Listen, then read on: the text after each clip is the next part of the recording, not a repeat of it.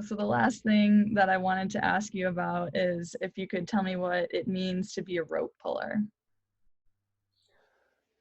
So what does it mean to be a rope puller? All right, this simply relates to a visual demonstration that I offer up that captures the spirit of behavioral integrity. Now, that was the area of my research, my dissertation, my nerdy PhD, and all that. But the idea of behavioral integrity is in any moment, we are either in integrity with or out of integrity with our commitment or our word or what we say is important, right?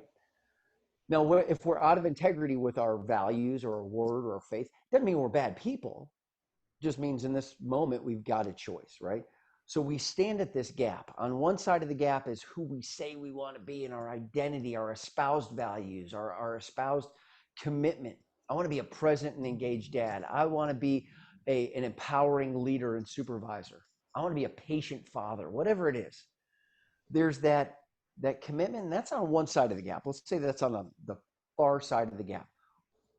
Well, I've got to actually take action to bring that to life. It doesn't just happen. I've got to be patient, even in times that it's not so tough.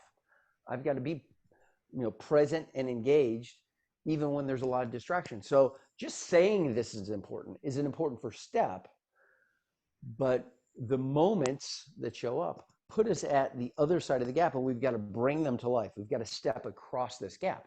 The problem is there are pressures, there are constraints, there are sometimes there are time constraints, there's social pressures, and there's insecurity and fear. There's a lot of things that keep us from taking action when we know we should.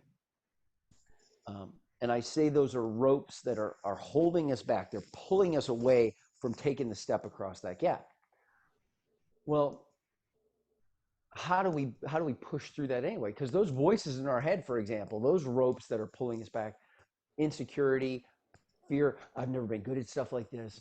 I don't need the drama. What if this goes wrong? It's a lot of the fear of failure, fear of embarrassing yourself, fear of retribution. And Lord knows, they keep us from taking a step.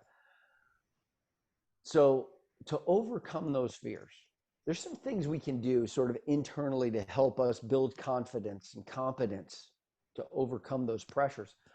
But I'll tell you, one of the biggest things that helps me, and I think other people, push through the pressures and cross the gap are the people we surround ourselves with, right? You show me your friends, I will show you your future. That's that old quote. You are the average of your five closest friends, because sometimes they don't set the bar very high, and we kind of drift down to that because of how they speak into our life, for the example they set.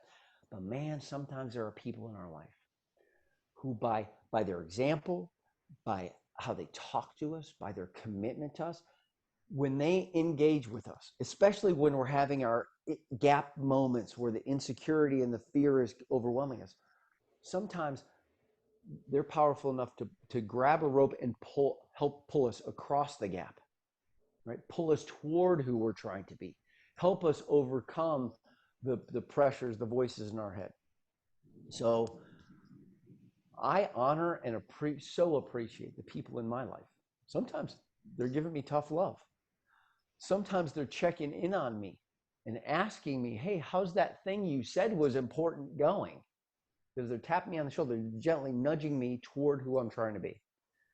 And maybe overwhelming procrastination or some of these other internal devices. So over time, I've come to sort of formalize my acknowledgement of these special people in my life. And actually, I'm glad you asked me this question, because there's this little token that I give to these special people. And it's simply this.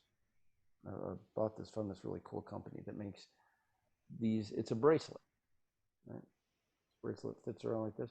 But if you look real closely, it's just it's a pretty cool thing, but it's rope. And to give this to somebody and say, I'm better because you're in my life. I appreciate that you helped me at least move toward who I'm trying to be. And that matters to me. And hopefully I'm a rope puller in your life, and I'm pulling you towards that through my example or how I speak in your life. Um, so there's a sacred few people who have this from me, and it's because of what they've done to me and for me. So that's the idea of a rope puller.